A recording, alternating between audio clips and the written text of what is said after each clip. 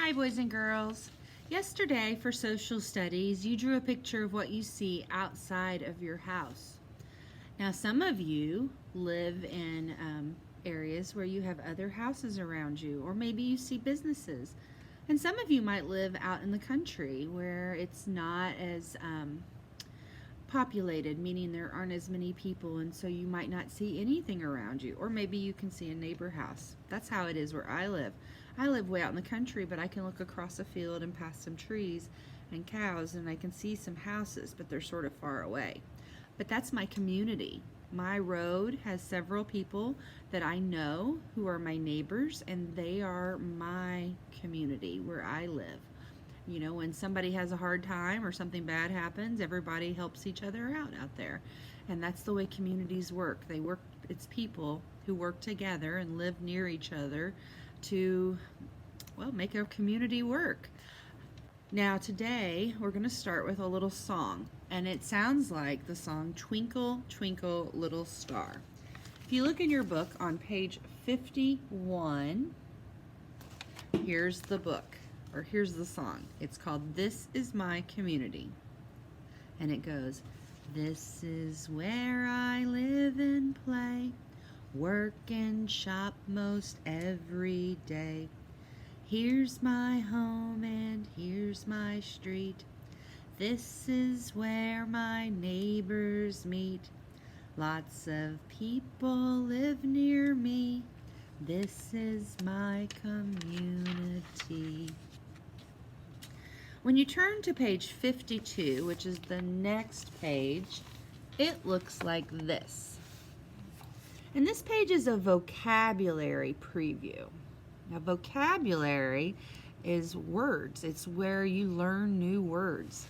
When you're a little baby, you know, you don't speak, so you don't know how to say any words. And as time goes on, you learn words from your family. A lot of you learned the words mama, dada. Those were some of your first words, maybe sissy or bubby or somebody's name. Those would be the first words that you would learn because you hear them a lot. And as you grow, you pick up words. What that means is you hear people talking, or you watch TV or movies, or you read stories, or you come to school and you hear new words that you've never heard before. And as you hear them, you add them into your brain so that you can use them and understand them later. So here on our vocabulary page, we have some words.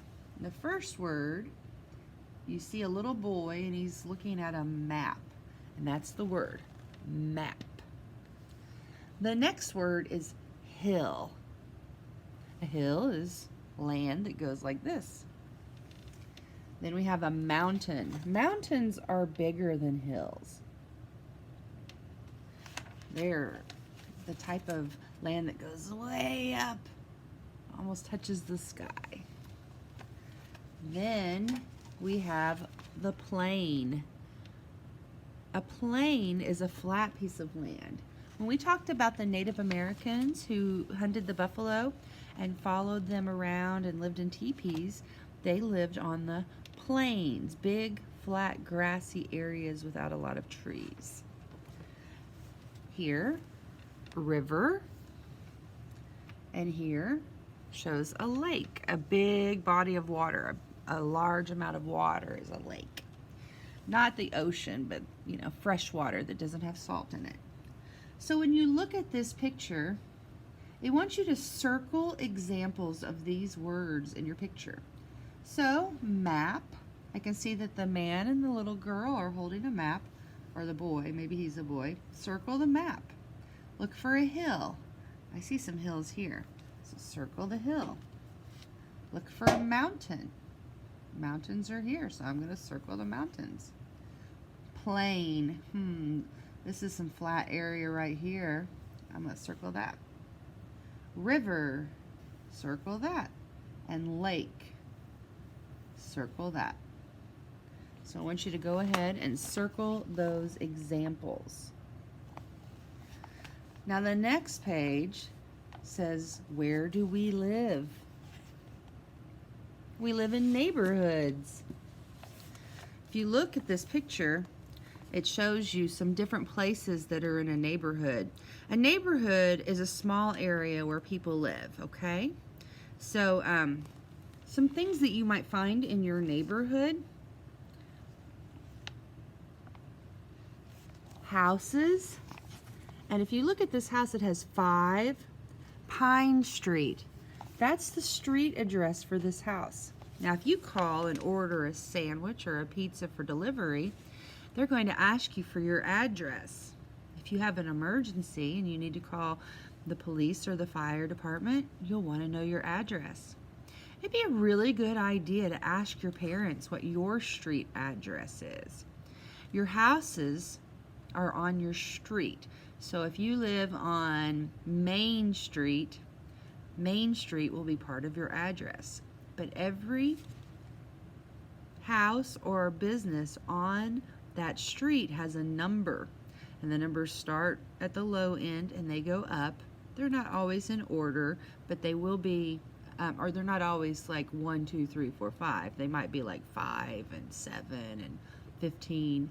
But every house and business has a street number, and that's how they know to where to go. So for example, if I lived at 5 Main Street, somebody who was trying to find my home, they would look for Main Street, and then they'd look at the numbers on the houses to find which one is 5. So today it would be a great idea for you to ask your family what your street address is and try to remember it. You never know when you might need to know your address. If there was an example I would give is, what if you needed to call somebody and tell them to come to your house to help with something? You'd want to know what your address is. So practice your address today. Another thing you might find in a neighborhood is schools. Here's a school. And then also a post office. A post office is where they handle our mail. So houses, schools, post offices, those are the kinds of things you see in a community.